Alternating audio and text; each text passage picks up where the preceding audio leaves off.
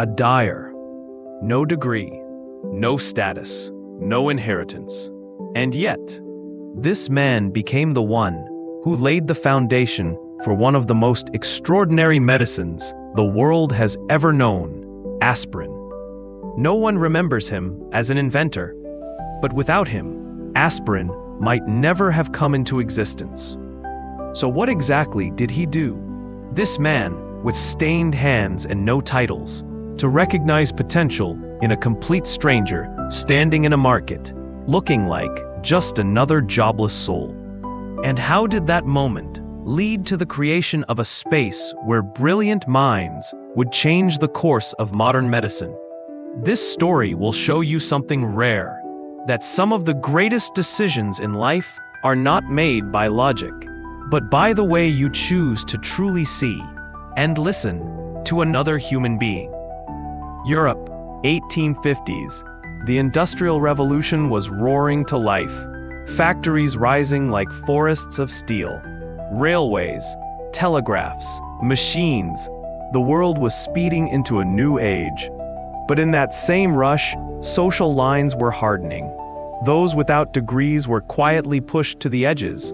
They weren't welcome in the grand halls of commerce or the rising world of scientific thought. In a small town called Barmen, nestled beside the Rhine River in western Germany, lived a man named Friedrich Bayer, a dyer by trade. Born into a family of craftsmen across generations, he had no diploma, no inherited fortune, and no place among the wealthy industrialists of the era. Each day he passed through the doors of his dye house, hands colored by the chemicals, living among coal furnaces and thick rolls of indigo-drenched cloth. He wasn't in the newspapers, he didn't dine with the elite, but those who met him, whether at the market or inside his workshop, remembered one thing: his quiet gaze, always observing, especially the people everyone else ignored.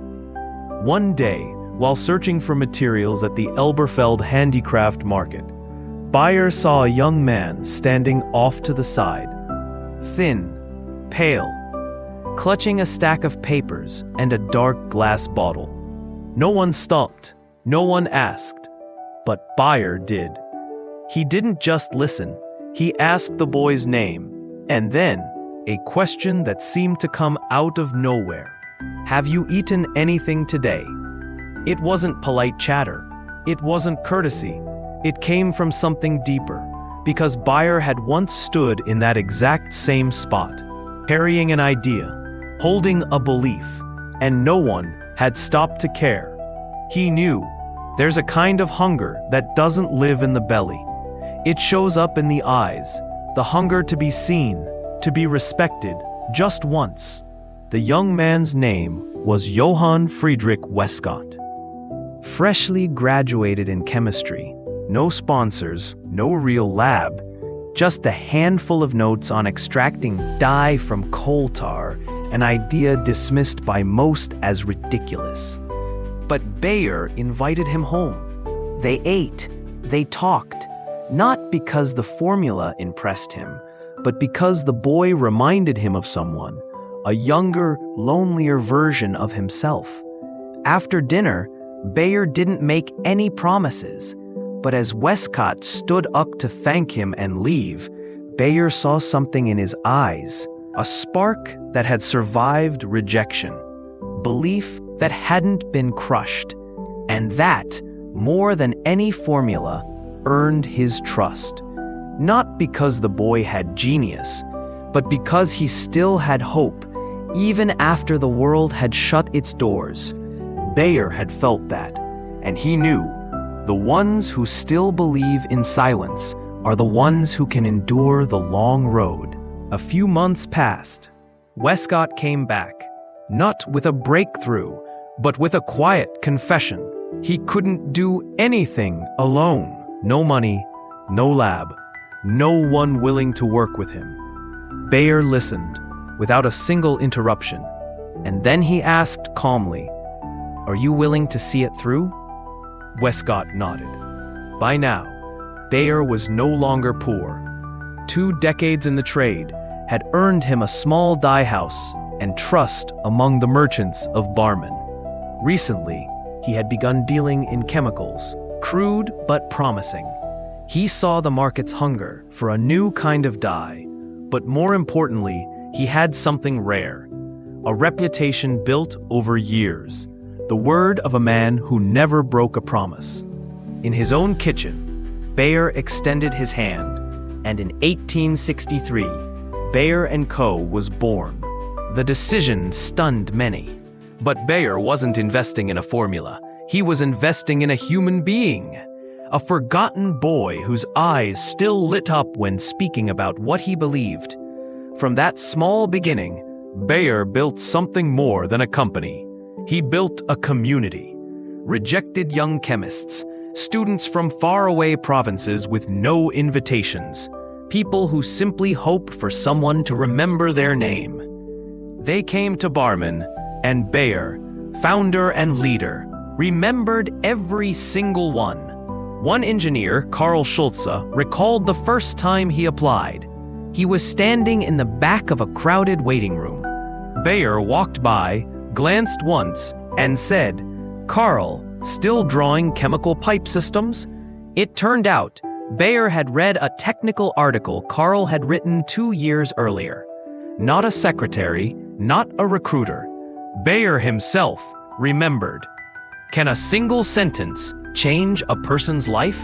Karl said, "I was going to join Siemens, but only Bayer made me feel like I truly mattered." Years passed. The company grew rapidly. Coal tar synthetic dyes began to replace natural colors. But Bayer wasn't content with dyes. He saw something else, the power of chemistry in medicine, a field no one dared enter. And once again, he began not with a product, but with a person. In 1894, at a chemistry fair in Munich, Bayer met Felix Hoffmann, a young researcher. They spoke for just a few minutes, but Hoffmann never forgot. Because Bayer said, "I read your thesis on salicylic acid. It stayed in my mind ever since." Not every company remembers a student's name. Not everyone reads a paper others discard. Hoffmann received better offers, higher pay, but he chose Bayer. Because Bayer didn't promise him status or fame. He simply said, "You will have freedom. Freedom to think, freedom to try, and freedom to fail." Felix Hoffmann would go on to synthesize pure acetylsalicylic acid, the foundation of aspirin, and in 1899, Bayer brought it to market.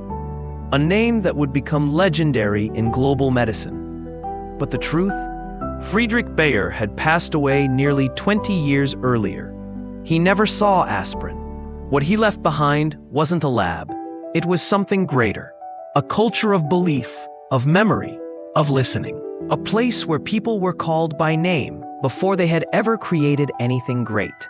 One former employee once wrote, "He called me Hans, not the guy in Lab 3.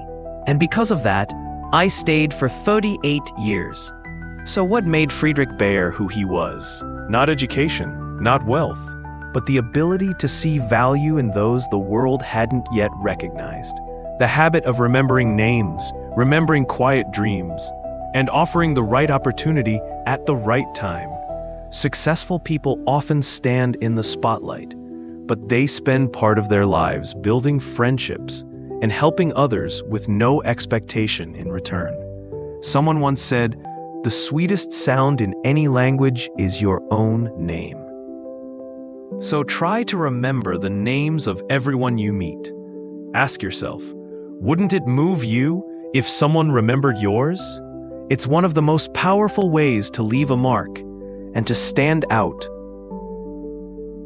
After hearing this story, what do you think? Have you ever met someone who touched you deeply just by treating you like a real person, not just a name on a list? Share a time when someone truly remembered, listened to, or helped you unconditionally. Your story might be exactly what someone else needs to hear today.